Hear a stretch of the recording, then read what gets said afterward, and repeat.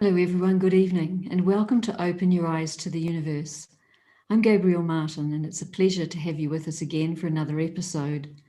If you're joining for the first time, a very warm welcome, and if you're checking in every month, welcome back. It's great to have you with us and thanks for coming along.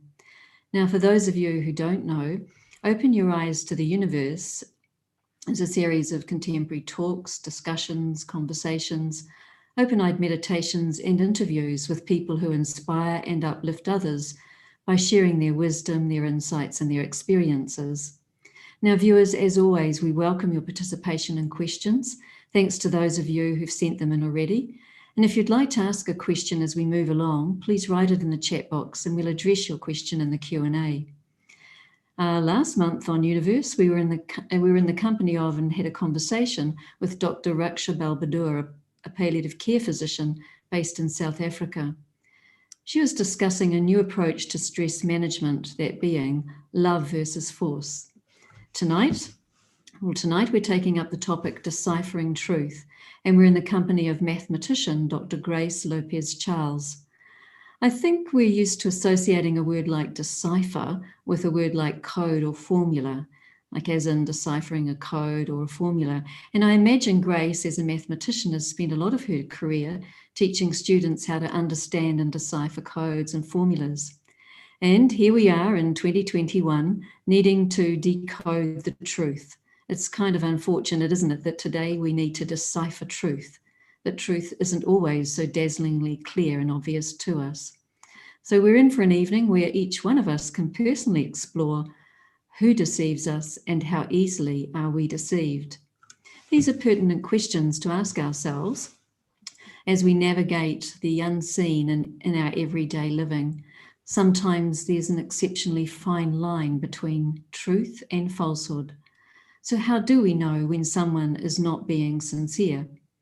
A friend of mine recently referred to a piece of research that identified that people believe 55% of what someone says on the basis of their body language, 38% on the tone of their voice, and only 7% on the basis of their actual words. So there's a lot going on in the realm of the unspoken. And more than ever, each one of us needs the power of discernment. Our guest speaker, Dr. Grace Lopez Charles, is a doctor of mathematics. And she spent about 30 years in the field of education as a teacher and a lecturer in mathematics, with over 3 years' experience in researching and teaching and the learning of mathematics. She's also been actively involved in educator training and values education, training educators, working with children and young adults in and out of the classroom. For the past 23 years, Grace has been a student and teacher of Raj Yoga, as taught by the Brahma Kumaris. She lived in Cambridge, UK until 2008, when she was asked to assist in the activities of the Brahma Kumaris in Guyana, West Africa. And Grace now divides her time between these two places.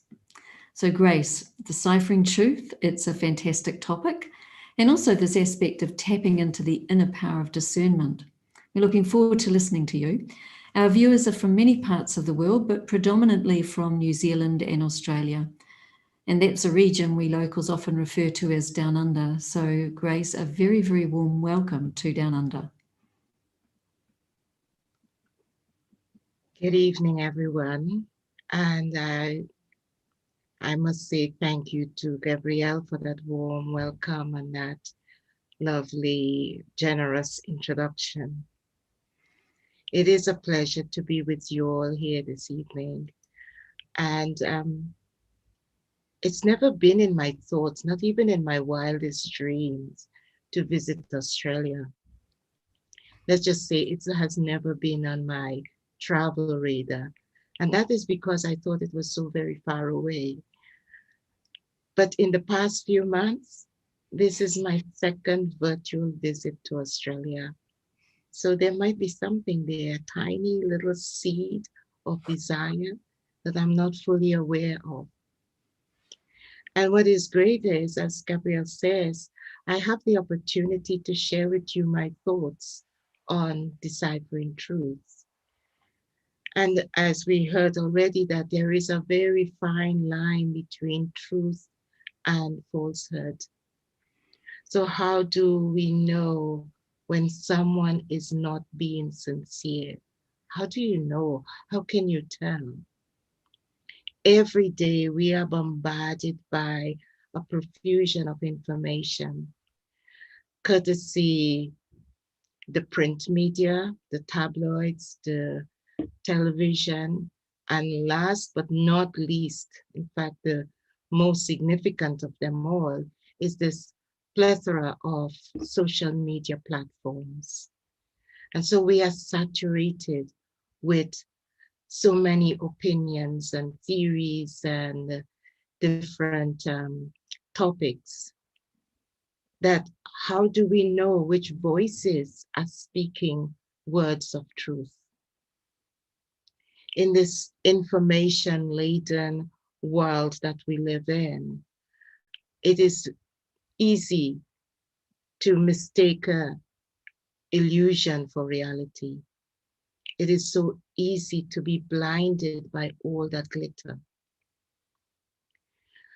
We have become so addicted to other people's stories. We love the juicy gossips. We want to know their lifestyle. We want to know their fears and accomplishments, their successes and failures. We just want to know their story. And remind you, these are people that we don't even know.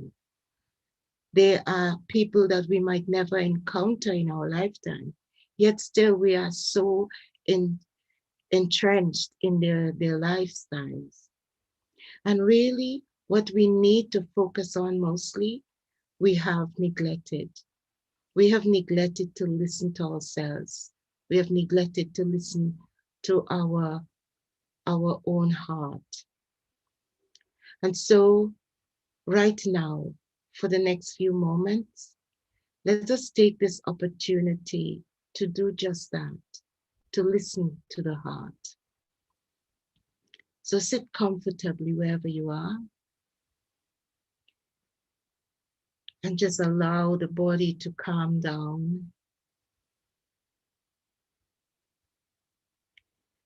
and feel the mind slipping into a lovely calmness. Leave aside all the roles that you play, your history, your cares and concerns. Imagine them as layers of t-shirts that you can easily remove completely as you enter a space of simple solitude, a space of silence.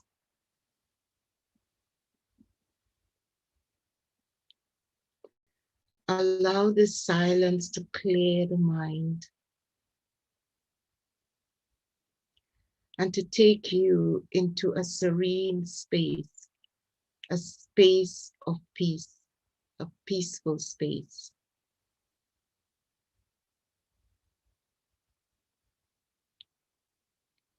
In this peaceful space, you are so relaxed.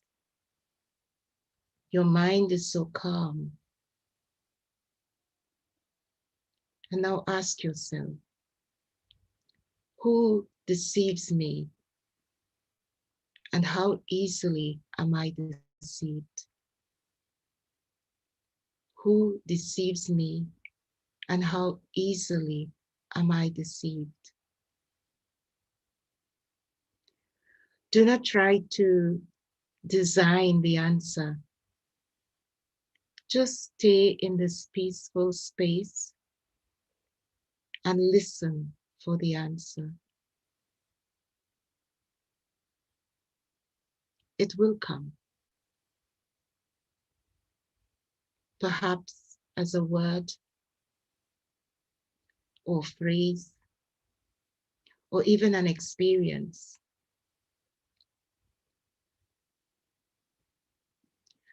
Accept any visual that might emerge.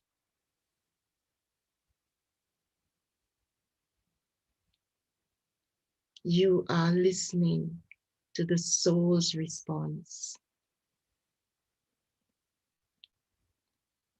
your intellect, your conscience. This is the true heart. You are listening to your true heart. This heart is very different from the physical heart. It is a heart that not only feels, but understands, knows, and experiences.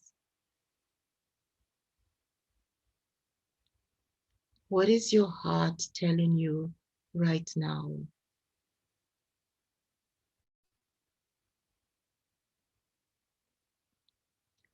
We hear what we are, only what we are listening for. But when we clear the mind of the jungle of voices, we are able to hear the truth that lies deep inside ourselves.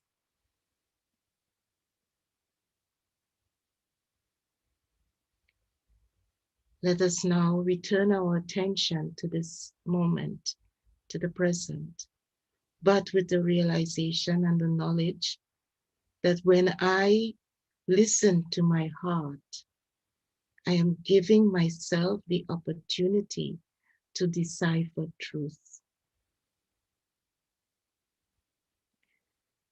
Just take a nice deep breath and let it out slowly and gently,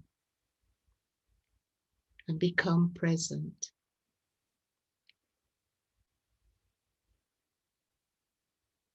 Thank you. Now, at heart, I am a researcher, and like every research project that I've been on, there is always that need to define the key terms of the topic.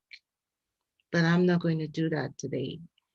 I'm definitely not going to do that this evening, partly because it is time consuming, and partly because a topic like truth has so many branches and so many opinions and so many facets that it will take us a lifetime to discuss and yet still not come to any consensus. So let's not ask what truth is, but instead let's ask, how can I recognize truth reliably when it appears? And you might say to me, but Grace, how can I recognize truth if I don't know what it is? And I will say to you, of course you can. And how I'm going to handle this topic is in two ways. I'm going to start by giving you the scientific approach to truth. And then I'm going to give you the spiritual approach to truth. And this will explain how you can actually recognize truth without having to know what it is. Because within me, there's a touchstone for truth that will always know. So every research, every theory, every topic that we can look at on a more scientific way, there are four factors that determine truthfulness of that theory. They are congruence, consistency, coherence, and usefulness. Now I'm going to touch on each of these individually, and I will take you into the essence of it. We can't go too very deep. Time does not allow for that, but I promise that you will get an understanding of it as fully as can be. So let's take consensus. What am I saying? So let's take the first one, which is congruence. Now, congruence is really sameness, equality. When I say that a theory is true, it means that it is congruent to what I already know. It's congruent. It fits the facts. It is a perfect fit. In geometry, and by the way, this is the only math example I'm taking. I promise you, I'm not going to geek it out with a lot of math things.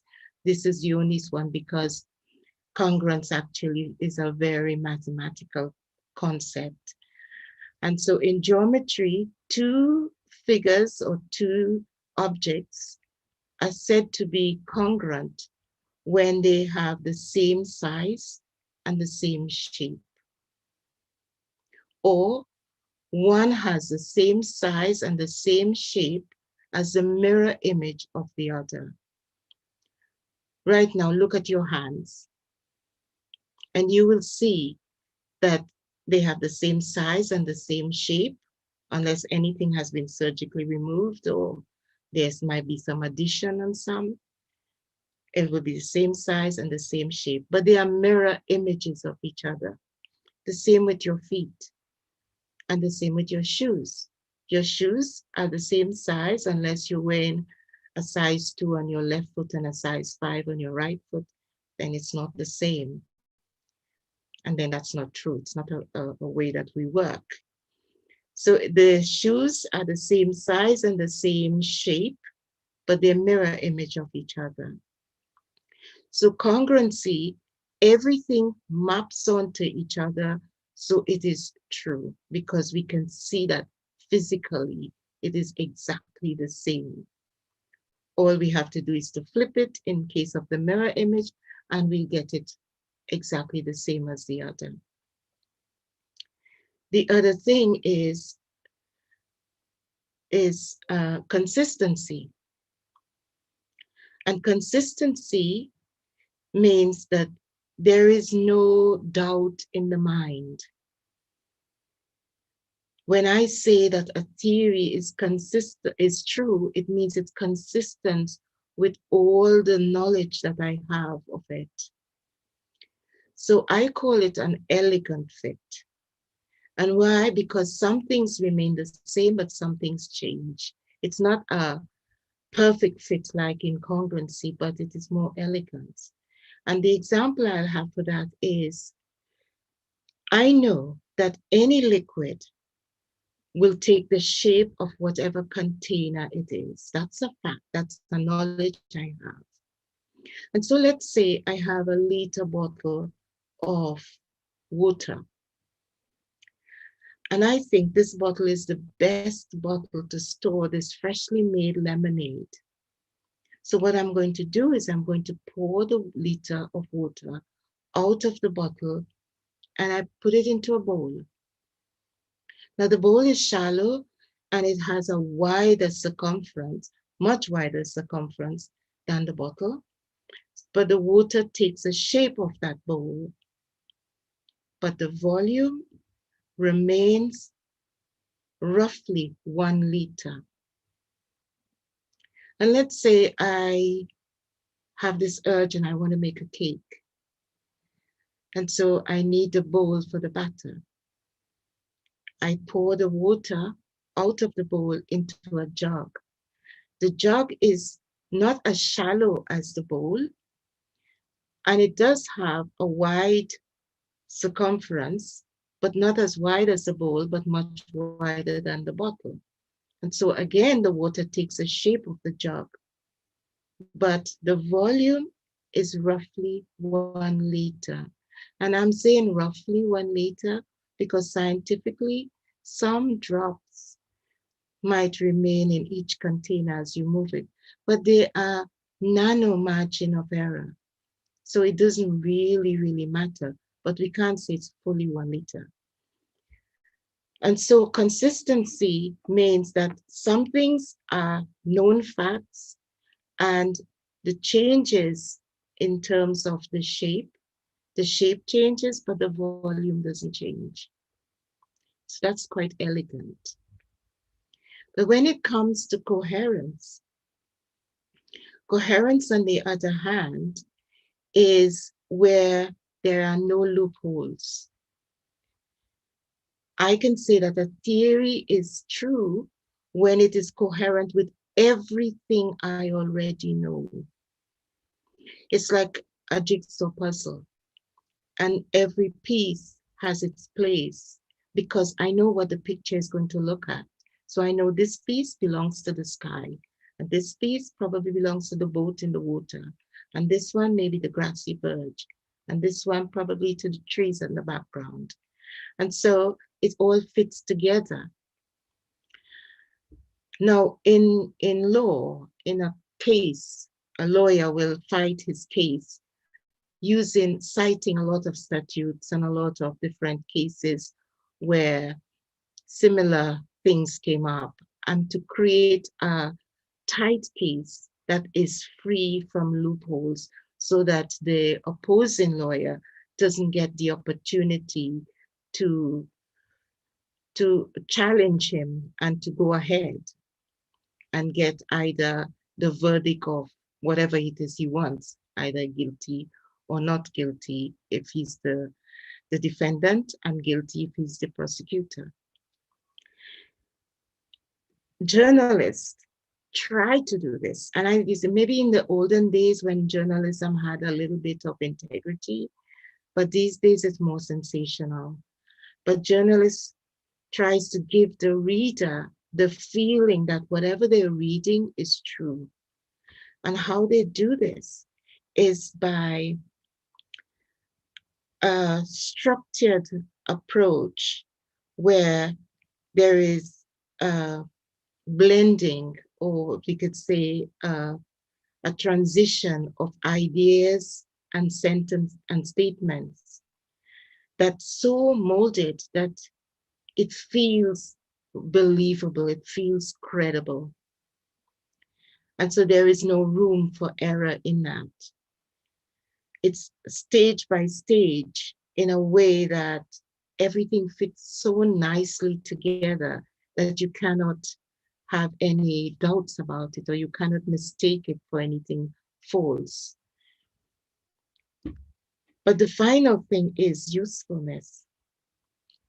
And usefulness, something is useful when it is true. Anything that is true is useful. And that gives me a sense of mastery. And so in this mastery, if I am working with something that is true, then my action will also bring that successful result because it's true. And what I am doing, I am creating a structure based on something that is definitely true. And how do we know it's definitely true? Maybe because it's passed through the rigor of congruency and consistency and coherence.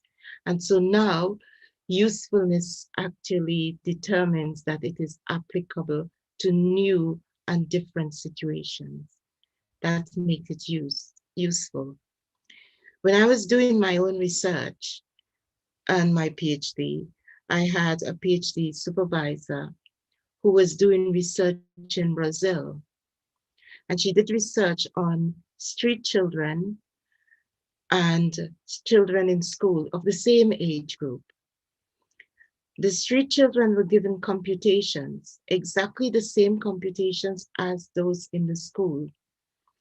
And they were able to work it out in their head very easily, but they could not tell you an algorithm for working it. They could not relate it. They could not teach it to someone else. Those in the school took a little bit longer to work it and found a little bit difficulty in working it out mentally, but they were able to explain the algorithms. So what we have here is usefulness into street knowledge and usefulness into book sense, or what we're taught in school by rules and regulations, and in maths axioms and theorems. And really, when we apply those into new situation, we are making it more truthful. And this is why there's that feeling that math is the truest language we have. Some might not agree with me because they might have found mathematics very difficult. but believe me, it is the truth of everything. And if you just sit down without the judgment of its difficulty, you will realize that yourself. And so what I'm saying that usefulness only comes when the other three factors are in place. And we see that when we're working on a research project, that we use what we call triangulation of strategies. So we use three different strategies with the same data sample, and we come up with a true picture. If they do not match, the picture is not true, and we have to back to the drawing board with a new research question and looking at a new research method design. So what I've just given you is a picture of a very clinical scientific approach to truth. And it might not necessarily work on all avenues. Because as I say, what is true is useful, but not everything that is useful is truth. So right now, what I'm going to do is I'm going to take us beyond, because three of those factors and that we've just looked at, beside congruence, are more internal processing. So let us take us into an internal space where we can see how truth is more an internal thing rather than something external. It's nothing that I can order from Amazon or that I can go to a hardware store or a grocery shop or a pharmacy and purchase. It's more a quality, a state of of truth, of feeling and being that brings us to a state where we feel comfortable, confident, worthy. So right now we're going to take this time to do a meditation commentary on being internal and understanding how we can decipher truth in that way.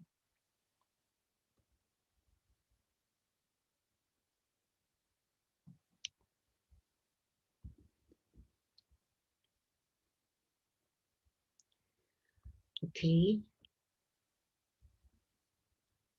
So we have a nice screen on if you focus your attention on the screen, it will be nice because it will help you to get into that space.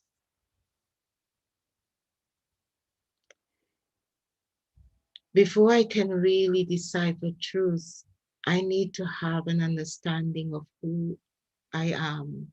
I need to understand myself. And to have a clear vision of who I am. Right now, let me center myself in silence and become very still.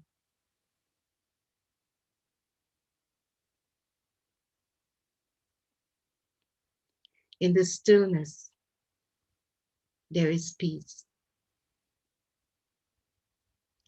A peace that is not inspired by anything external, but instead, this is a peace that emerges from the heart of my being. It needs no trigger. It needs no prop.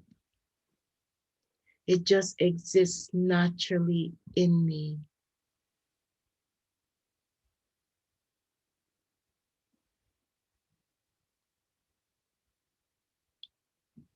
In this moment of peace, I realize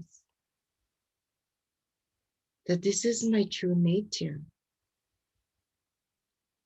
Once I turn my attention into silence, the first thing I experience is peace. So peace is a natural quality of who I really am.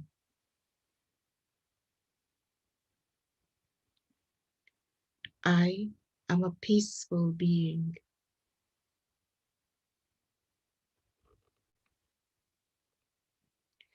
As I stay transfixed in this peaceful state, knowing this is my true state of being, I realize that there is more to me than my physical existence. I am a spiritual being experiencing life through a physical medium, the body.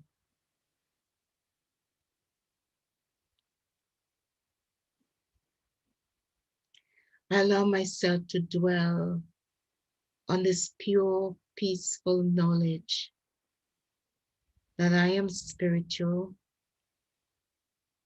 I am a soul, I am a being of peace. Just let that register with yourself in this moment. I am spiritual, I am a soul, I am a being of peace.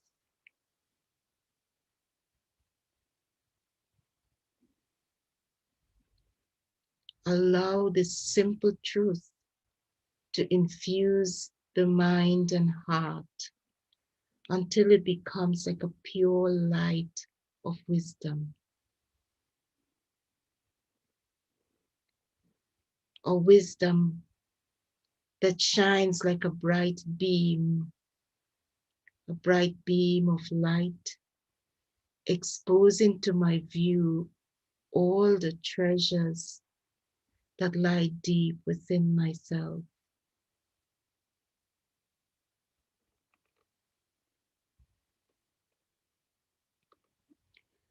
Like a child playing in a sandbox, I revel in these treasures. They are the beautiful qualities of I, the soul.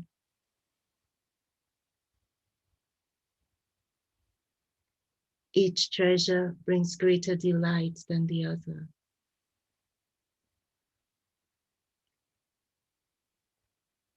And I am full of these treasures.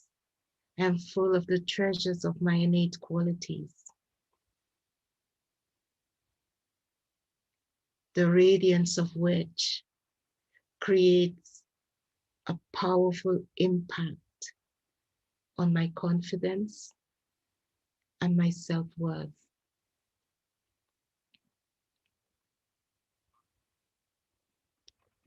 Recognize this change in you right now, how confident I am to know that within me there's these treasures, beautiful treasures that I don't need to delve outside of myself to get. In this moment, I realize how powerful I am as a soul. I do not have the limits of doubts and fears and worries as I do in the awareness of my physical identity. I have let go of all these external things, and I am now free to enjoy my inner world, my inner space of bliss, wisdom, and power.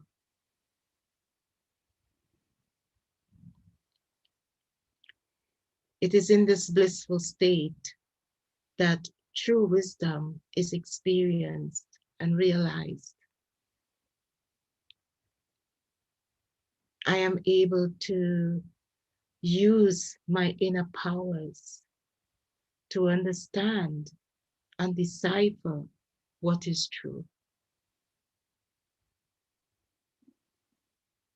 And one power more than the others resonates in this way It shines a light of clarity, allowing me to see clearly what is right and what is wrong, what is false and what is true. This is the power to discern. It is my radar for deciphering truth. It is now time for me to bring my attention back to this present moment. But as I return, I bring with me the knowledge and understanding of who I am, of my natural nature, which is peace, of all the wonderful qualities that lie deep within me, and of course, the power to discern clearly everything that life brings to me. Again, breathing in and out gently, become present. Thank you.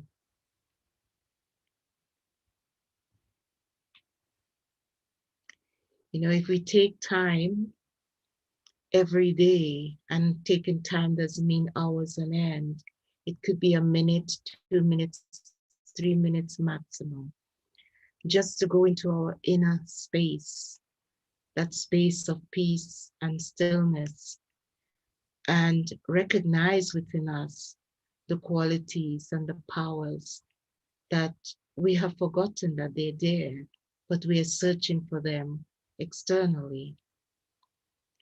Clarity takes place in the reflective state of introspection. And introspection itself is a power, a great power that we hold inside ourselves.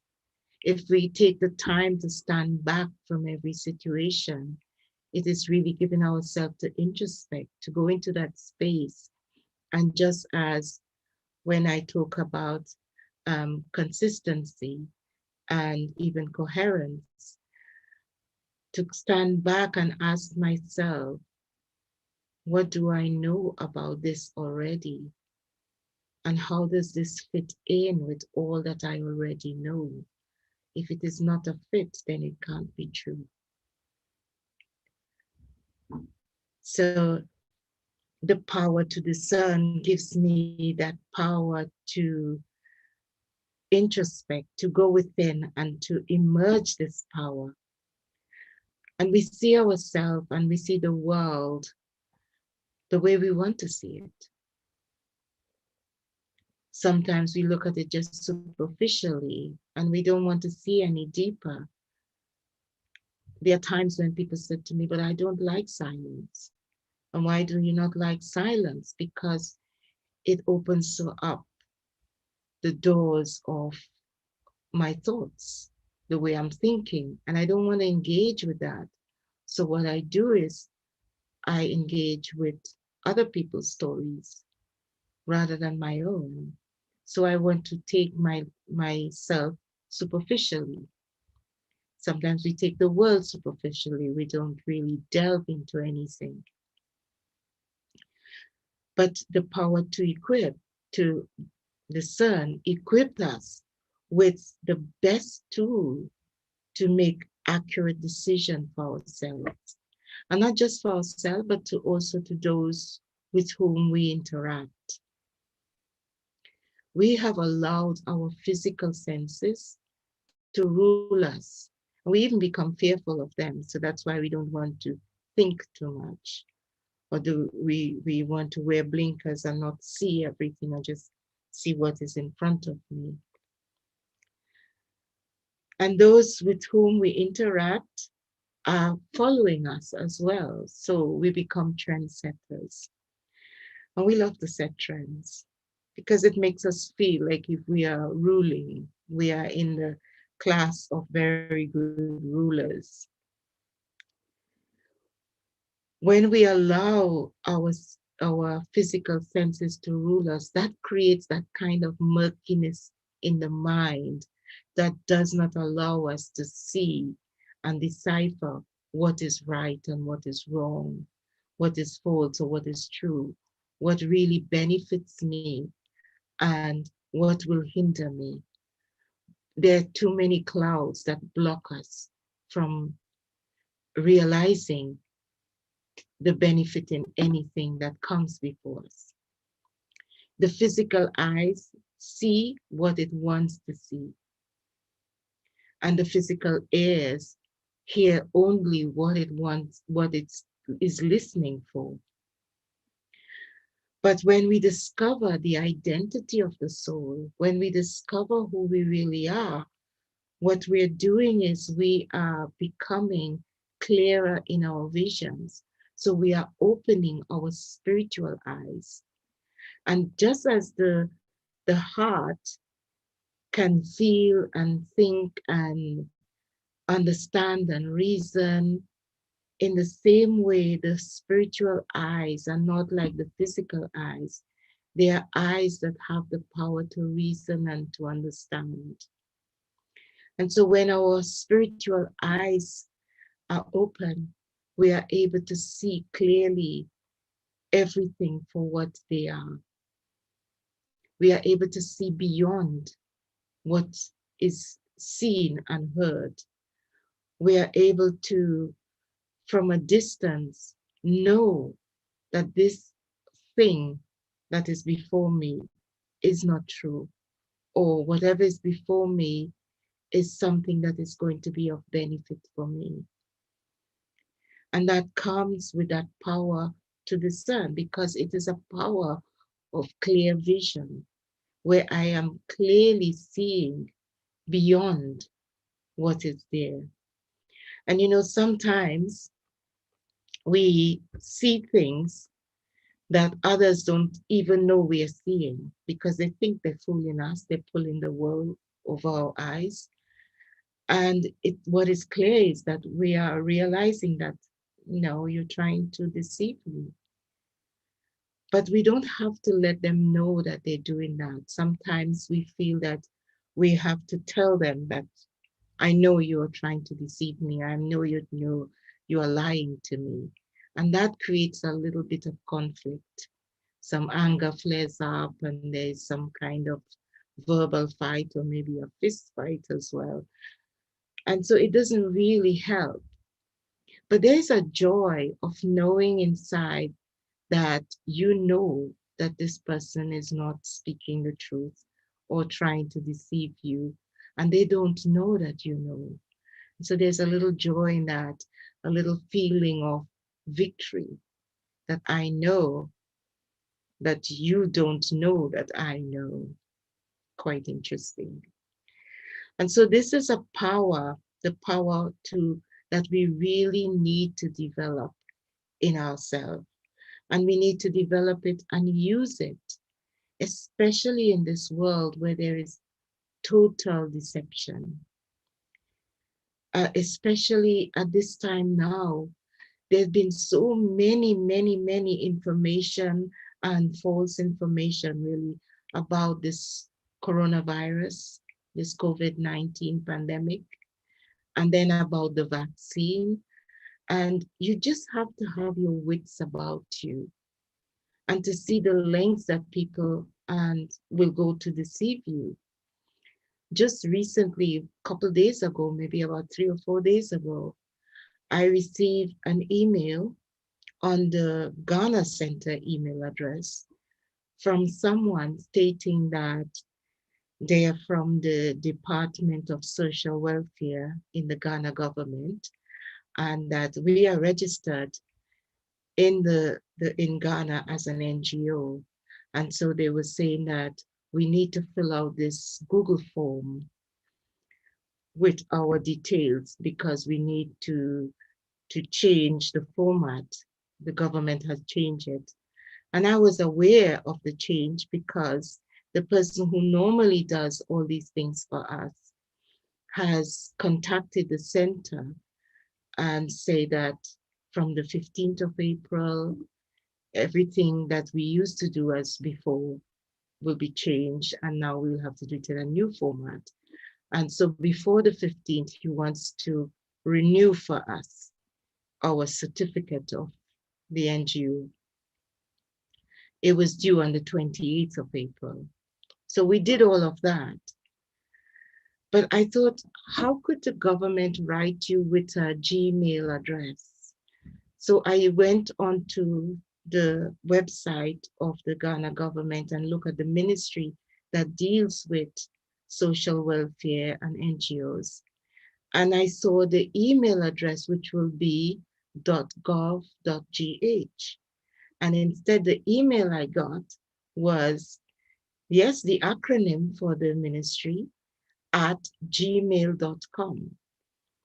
So it's really false. But if I don't have my wits about me, I get trapped and I give off information that will harm not just me, but the organization.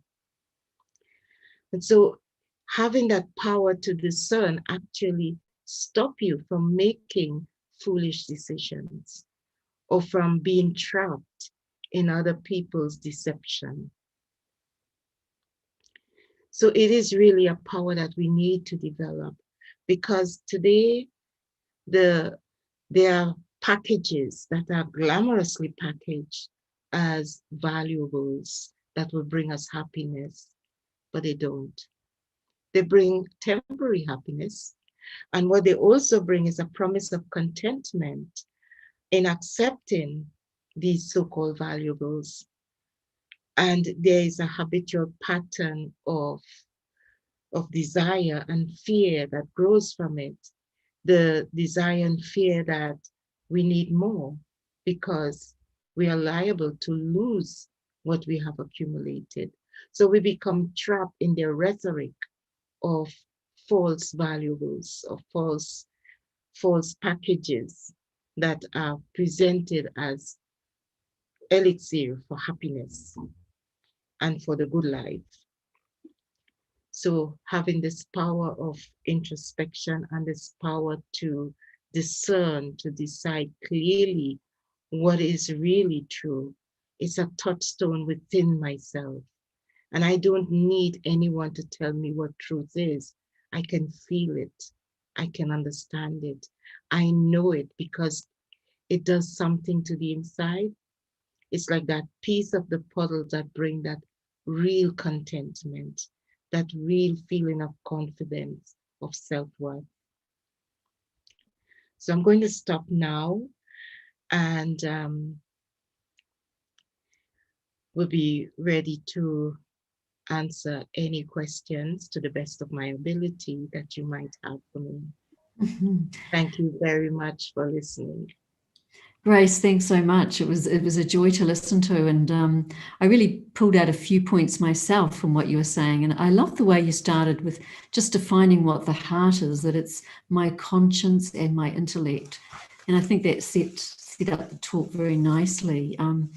And for the first time ever, we've had someone with a very scientific approach on Open Your Eyes to the Universe. And so I was very much appreciating, your subject position, the discourses that you were introducing us to.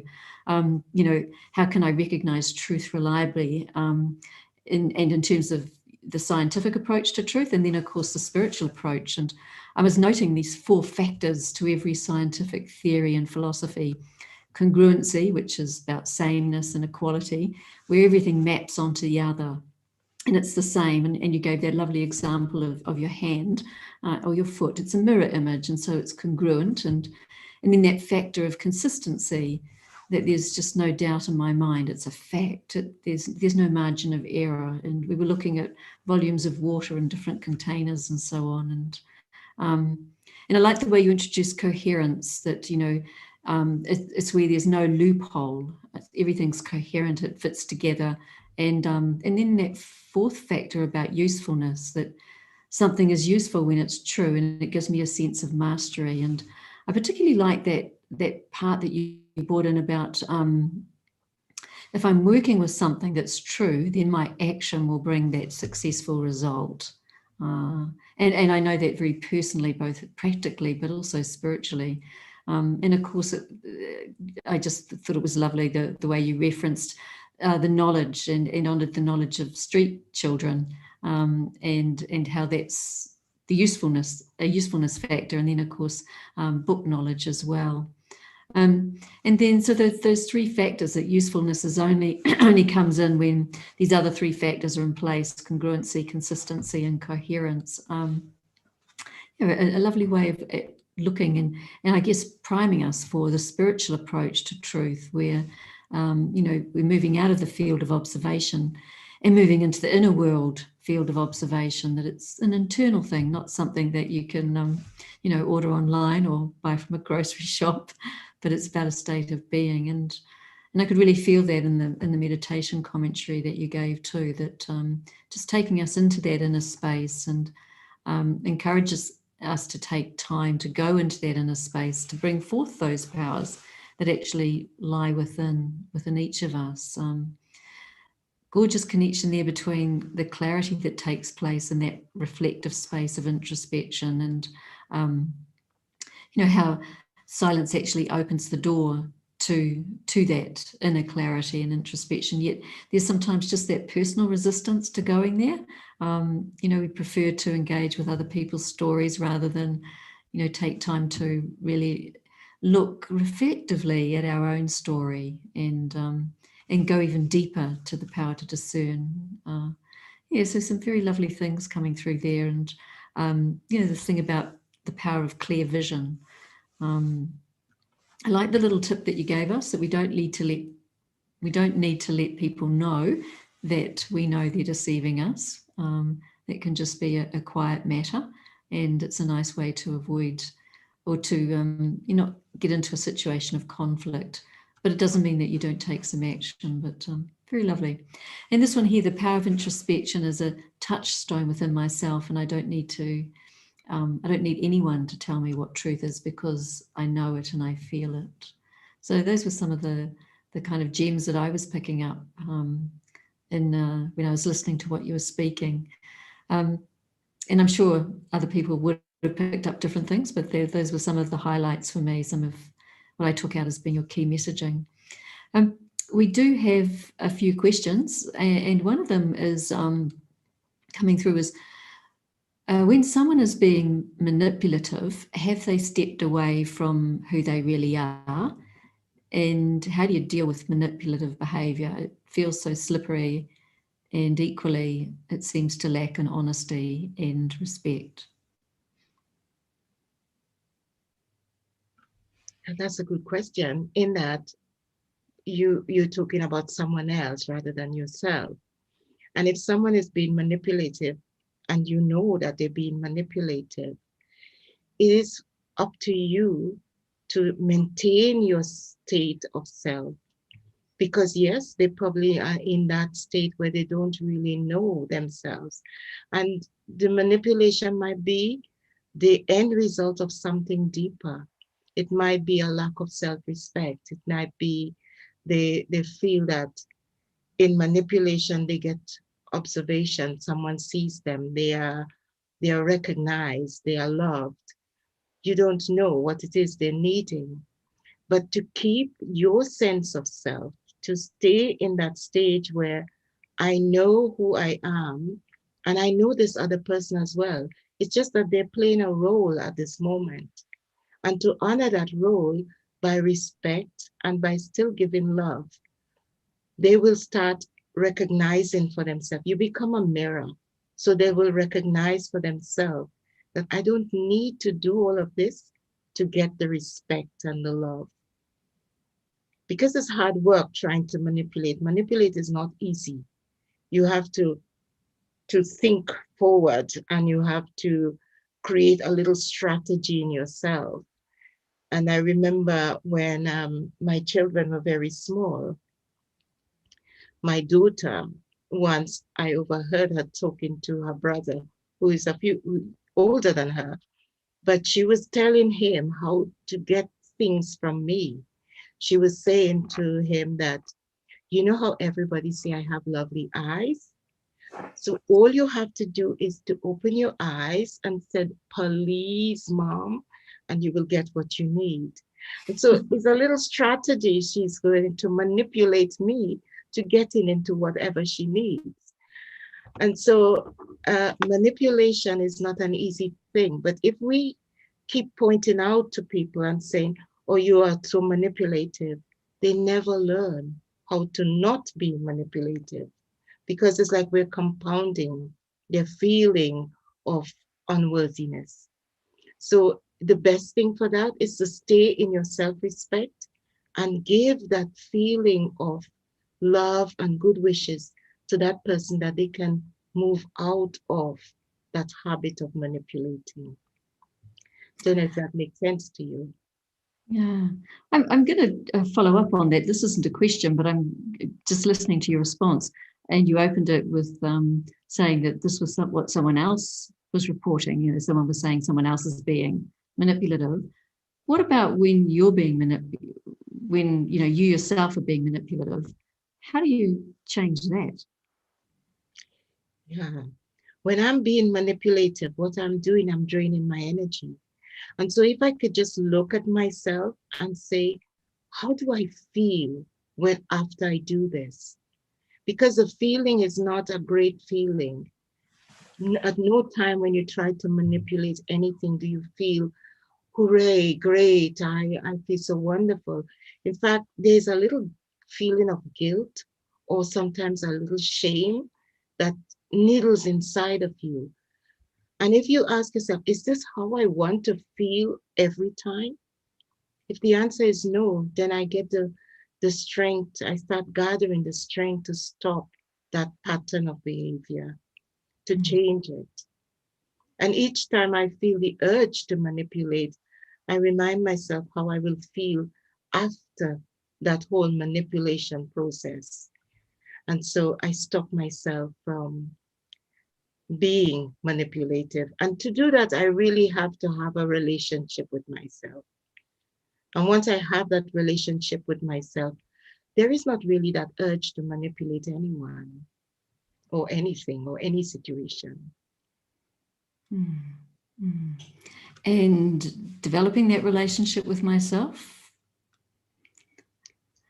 how would you what would you suggest as being the key steps in really developing that very introspective relationship with yourself? It kind of anchored a lot of what you're saying about becoming introspective and increasing your power to discern. So can you just tell us a little bit about how you went about developing that relationship with yourself, where you moved out of those sorts of maybe shades of denial or misunderstandings about yourself and moved into a more truthful understanding of yourself? Good. The question I ask myself is, how do I develop any relationship with anyone? I first introduce myself to them and Hmm. I try to get to know what they like and how they would love to be treated. And it's the same with the self. I need to introduce me to me because I have forgotten who I am. So I need now to stay still and ask myself, okay, Grace, are you this name, Grace? What happens if you change your name? Would you change as a person? So this self-dialogue is really one step in really getting to know yourself and getting to strike up a relationship with yourself, as you do with anybody. When you meet someone for the first time, you strike a conversation and you get, from that conversation, you get to hear the things that make them tick, the things that they like, the things that they aspire to be. And it's the same with yourself. It's not different. It's the only thing is there is no other person in the room. It's just you and you alone. So you could do it standing in front of the mirror. I remember when I first got into lecturing, one of the lecturers said to me, because this is not just lecturing to a class of 30 students. This is a hall with 200 plus students. And so he said to me, you know what I used to do is I practice in front of the mirror, and everyone that I see is a representative of me. So I'm talking to me and I'm not scared of talking to me. And so forming a relationship with myself, forming a relationship with myself is one way in which I get to know me fully. So no one could tell me anything that will make me feel a little bit shaken that this is what I am. And they say, maybe they tell me something that I already know. It's a fault I have, yes, but I know it because I have that relationship with myself. And I form that relationship by having dialogues with myself. Even when I'm eating, so why do I enjoy this? Maybe I like spicy food better than food that are more bland. And so it's that wonderful little dialogue with the self, playing games with the self. Children are good at it. Mm, mm, mm. Having imaginary friends. Yeah. Mm. Can you talk a little bit about you've spoken about soul. So when we were looking at the spiritual truth, you referred to yourself as a soul, and that this was a place of natural truth. How does that sit alongside? Tell us about the soul, and how does that sit alongside the scientific understandings of truth? I have to say, the scientific understanding of truth, it doesn't really. Yeah. Not yet. They're working on it. They're still trying to get that theory of everything sorted, but coming close. But when we talk about soul, we're talking about an energy, a power within, which scientifically they do believe, but they just wouldn't call it soul. At least recently, not so very recently, a couple of years ago, really, that there's been all this talk about the God spot. And the God spot is not really God as we know it to be. It just means grand organizing design. And so this God spot is that space in our thought process where we are enlightened in some way. And there have been research that carried out on monks and nuns, and they discover that it's here. It's in that pineal gland where we actually have some activity happening, even though we are not thinking about anything in particular. And so that's the God spot. But as far as soul is concerned, they are not too much into that entity. They're still looking at particles. But the soul is that tiny particle that is inseparable, that we cannot break down into anything smaller. It's the smallest particle. And there is a search in the scientific world for that smallest particle. They call it the Higgs boson, but it still haven't been found fully. They've been finding different things in the Grand Hadron Collider in CERN in Switzerland. And so science and spirituality is coming closer, but it's not close enough for them to understand the workings of the soul and what the soul is. But in spirituality, when we go into that space of silence, naturally, we begin to recognize that there is an energy within me that knows, that feels, that understands. And I don't need science to tell me that. It's there. It's that feeling that I get as an experience that's very difficult to explain, really. Mm. So what is the soul then? If you mentioned intellect and conscience before, which are things that are so critical to truth finding and truth sourcing and knowing truth. What's that connection with the soul? How do they intersect? Yeah. The soul is truth. It is the only thing that remains exactly the same. The body doesn't remain the same. So the body starts as a little fetus, and then it grows into, when it is out of the womb, it's a little human that grows and grows and grows and become a mature human into old age if it lives up to old age. But the soul is truth. It is who I truly am. And that's unchangeable. Truth cannot change. If it's changing, then it's not truth. Truth is the only thing that remains absolutely the same. It is that congruence that maps exactly onto it. It is no difference whatsoever. And so the soul is that tiny energy point that probably when we look at the screen during the meditation, that little in the orange background, that tiny point, it is like the soul. I'm not saying that is the soul, but the soul is that tiny point of living energy, energy that is different from the energy around, that the energy that fuels your cooking or your heating system in your house. It is energy that is knowledgeable, that is wise, and that has the power to guide you through a life of happiness, of bliss. So it is the truth. The truth is the soul. And when we start understanding it, then we realize that all these different powers that exist in the truth, in the soul, they are truth, because what will come from truth is truth.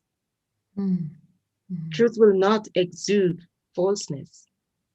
So all the powers, all the qualities that I have within myself that are innate to me, they are truth. And those that I have accumulated do not make me feel comfortable. So they're not part of the soul.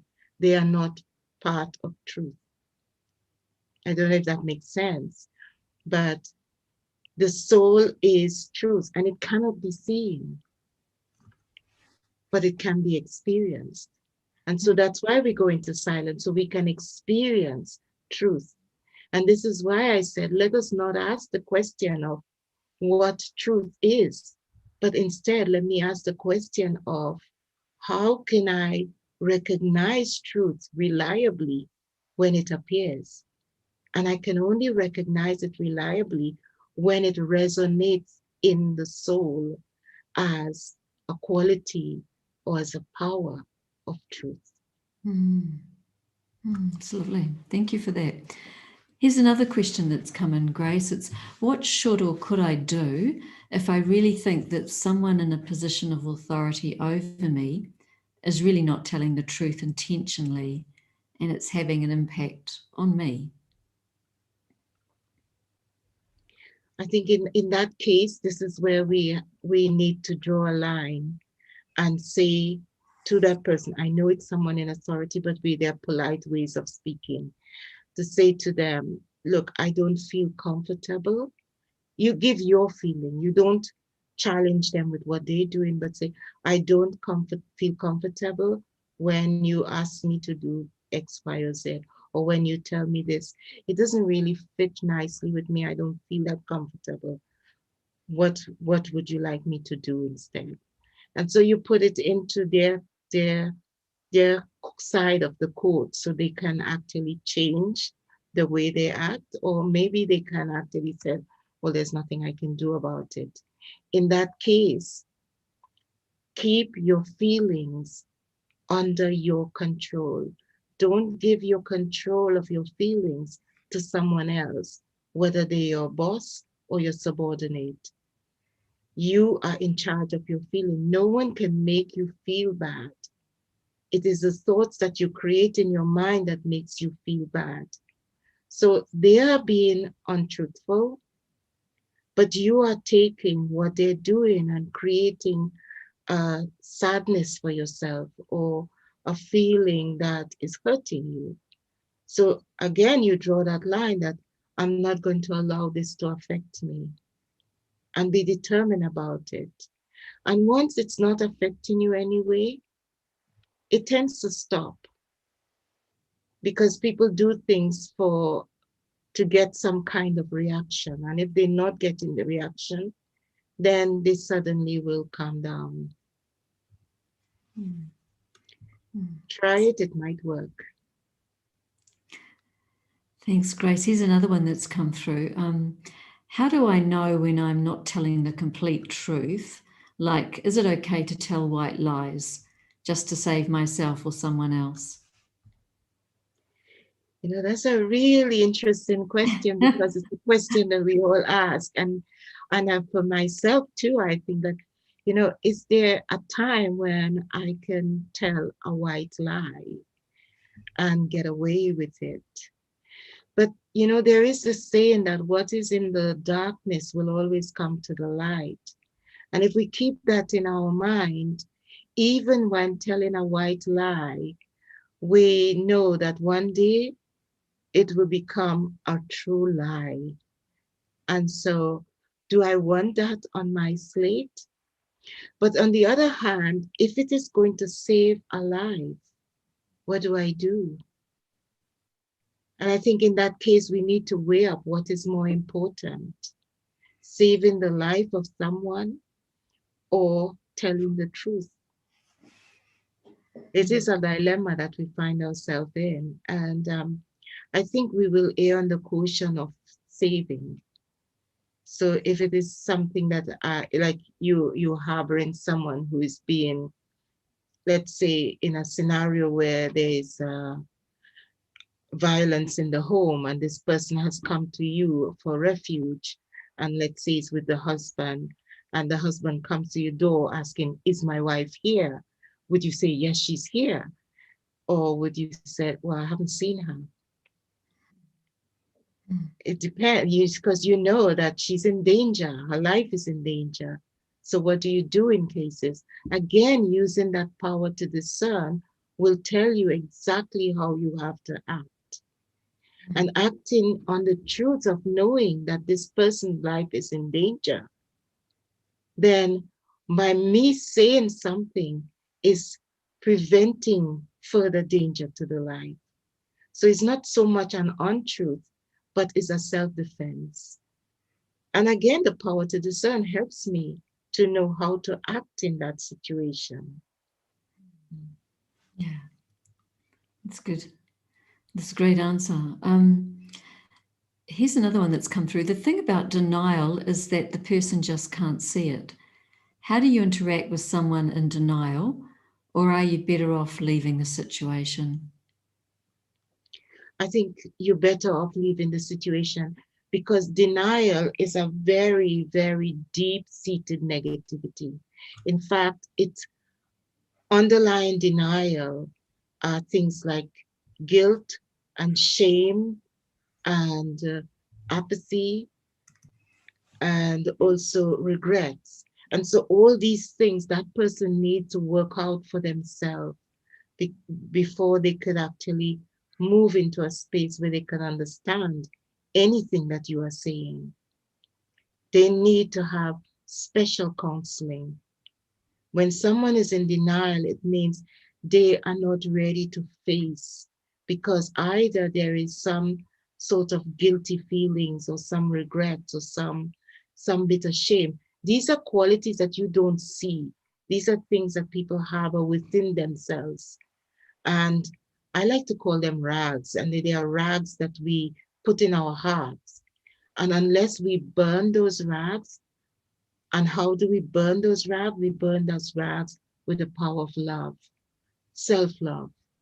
The more love I pour into myself, is the more I will finish these regrets and this apathy and guilt and shame. And when I get rid of them, I move out of denial.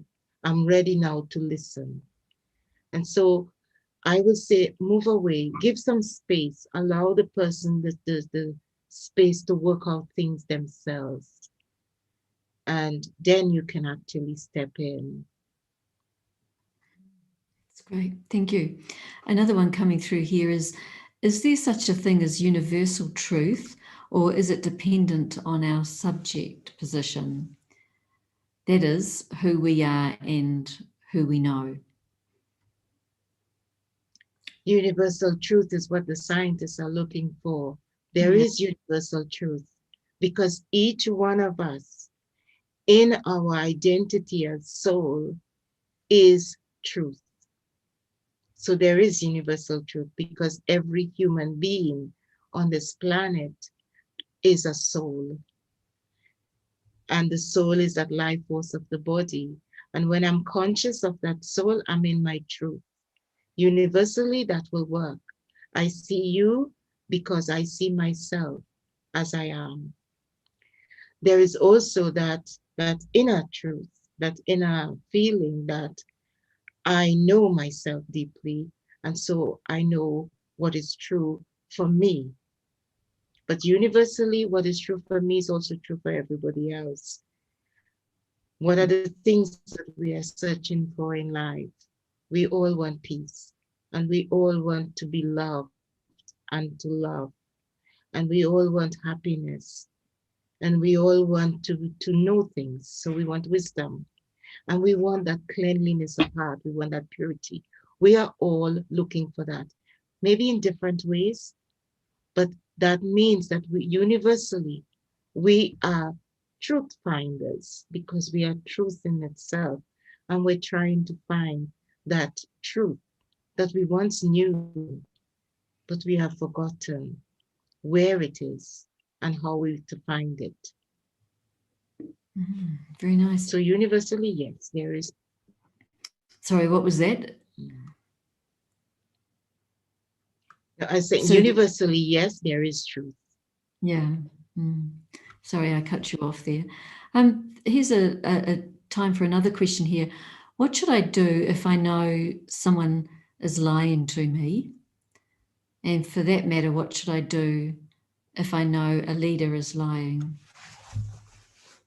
I guess this is a pretty common experience that people are having, isn't it? Like, and hence, because these questions have come up a couple of times here, but also interestingly, it's another question about authority. What do I do if I know a leader is lying? There's very little we can do with authority, but there is what we can do with individuals. If an individual is lying to you and you know that they're lying, you can always diffuse that by saying, you can always tell me what is true. I will never judge you. You give them that assurance because they're only lying because they want to save face or something more, that they don't want you to think badly about them.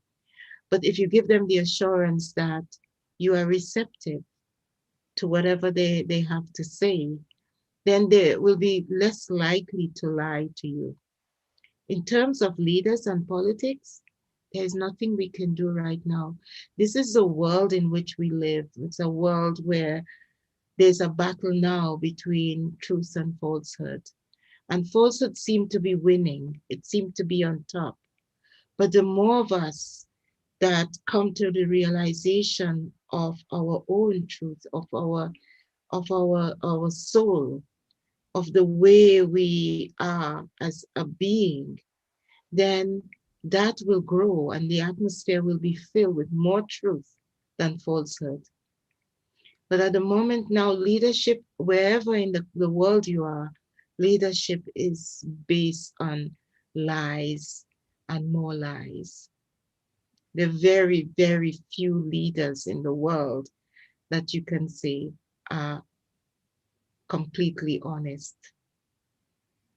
So there's nothing we could do much about the leadership, more than have good wishes for them. Do not focus on the lies, but focus on the truths we know about them, that they are souls and that they are playing a role.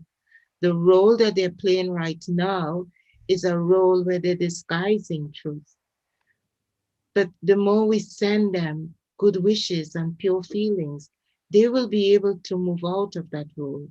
And it might take time. It mightn't take 1 day or 2 days or 1 month. It might take years, but eventually they will change.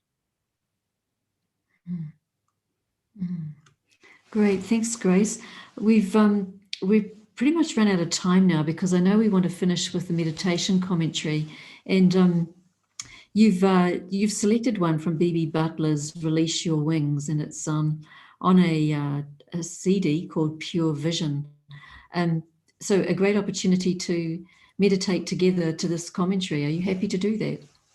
Yes, sure. Let's go then.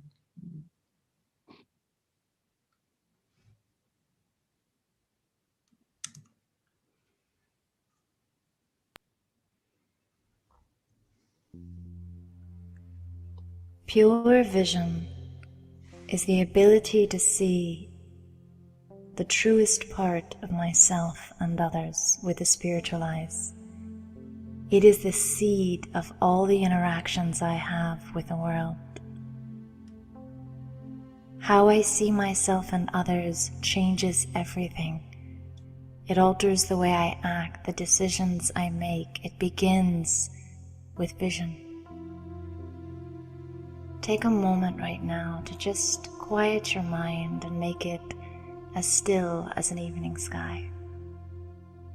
And think right now of someone you truly love or have loved. Think of how you saw them with a vision of love. And can you see how that changed your interactions with them, the way you spoke to them, the things you did for them?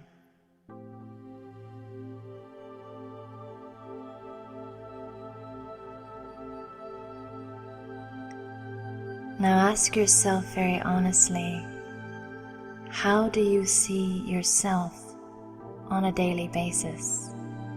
What's the first thing that comes to your mind? How do you see yourself on a daily basis? Do you see yourself as ordinary, as gender? Do you see yourself within the confines of limits? Or do you see something deeper?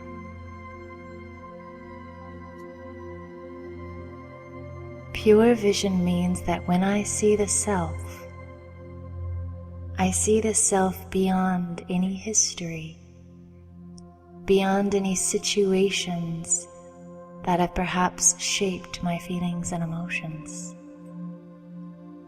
It means I transcend the physical scenarios of my life to see something beyond the surface. Take a journey now, away from your history, away from the situations that may be whirling around you, and allow yourself to drift and float away from them to a place where there is no gravity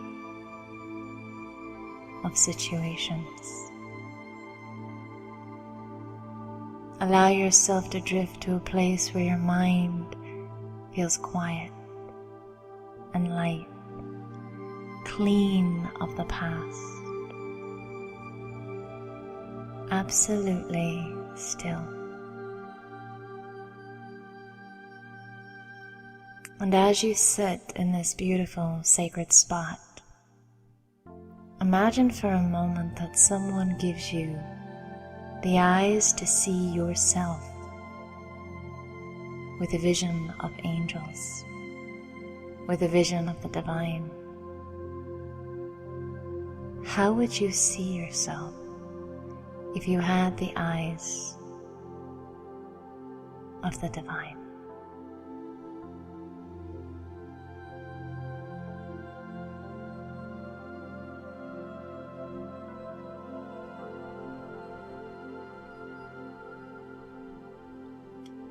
How would you see yourself if you had the ability to suddenly see the extraordinary inside of you?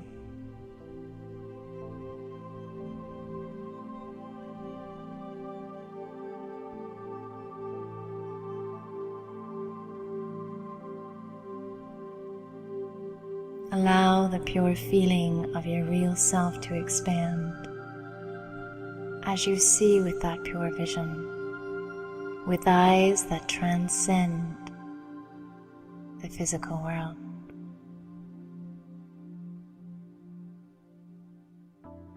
With eyes that have the capacity to see you beyond your role, beyond your situations. enjoy this vision of yourself.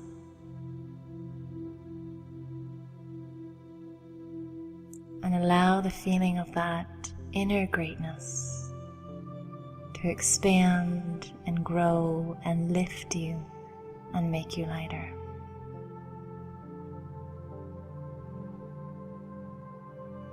Now gently return back to the world, but with a new and purified vision of yourself, and ask yourself, if you have that vision of yourself daily, even if only for 5 minutes a day, how would your actions and life change? How would the way you carry yourself in relationships change? How would the way you move through the world change if you had the eyes to see yourself with truth and with purity?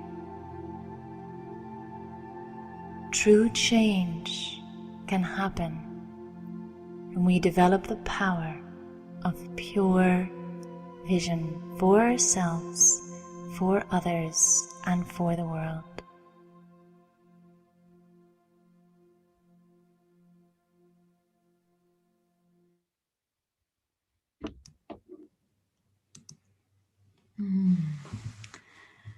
It was lovely, Grace, wasn't it? You know, that the beauty of pure vision and how that's so deeply and intimately connected with truth. Yeah, it's gorgeous. Grace, I want to say thanks so much. There's a lot of things coming in here through the chat box. Thank you, Dr. Grace, so inspiring. Messages like that. So very much a lot of quiet written applause coming in for the contribution and that you've made tonight to us here in Down Under.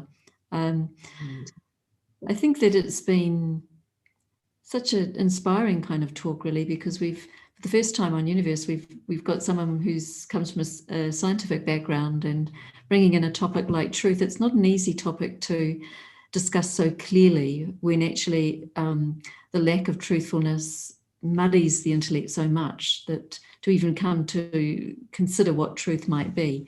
And I think you held that really well and we pitched quite a few diverse questions your way as well. So very, very deep thanks to you. I'm just reading some more things in the chat. Such an amazing session. Thanks, dear Grace. Loved the Q&A. So people are really appreciating, I guess, the honesty and the experience that you brought to the way that you answered those questions. So from all of us, our love, our thanks, our blessings. It's been lovely to have you with us. It's a pleasure to be able to listen to you and to reflect on your wisdom and the insights that you shared with us. So thank you so much, Grace. It'd be lovely to see your face again. If you say something, you'll flick up on our screen and you can say goodbye to us all. Yeah, there you go. Yeah. Thank you so much for your lovely comments and for the questions. And I think, when I was listening to the meditation commentary just now, it was really answering one of the questions on I think it was the one on the politicians, that if I have pure vision for them, it's my vision that changes everything. So if I keep that pure vision for them, eventually they will change. And so I like that. Thank you so much for having me. And I think this is my trip down under anyway.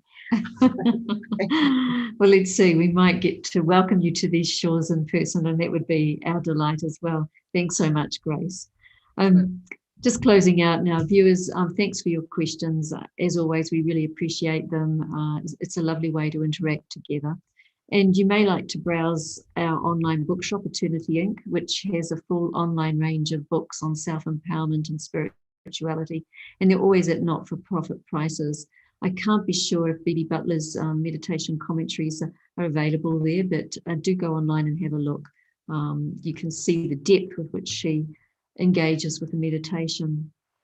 If you'd like to subscribe to Open Your Eyes to the Universe to receive our monthly updates, please email us at that's special.events@au.brahmakumaris.org. And that's up on the screen there, so you'll be able to see how to spell it. And finally, I'd like to tell you about our next episode of Open Your Eyes to the Universe. We're going to be exploring conflict.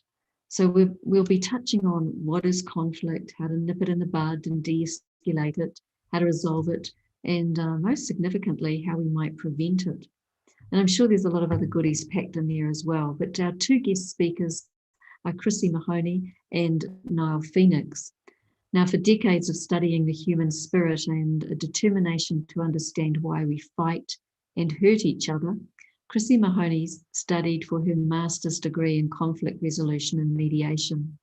And she encourages people to find harmony, to empower themselves and develop their creative self while engaging in processes of healing and self-awareness. Neil Phoenix will be joining Chrissy, and he has always had an interest in the dynamics of human behavior. Ultimately, his interest led him to study meditation and psychotherapy and counseling. And as a counsellor, he continued his studies for a postgraduate degree in mediation and conflict resolution. So they're joining us on our next Universe, which is next month, Saturday, the 24th of July, 6 p.m, with Chrissy Mahoney and Niall Phoenix sharing on conflict solutions. Don't miss it. You're going to love them. Until then, take care. And until we meet again, may your intellect remain alert, clean, divine, and filled with the power to discern. Om Shanti.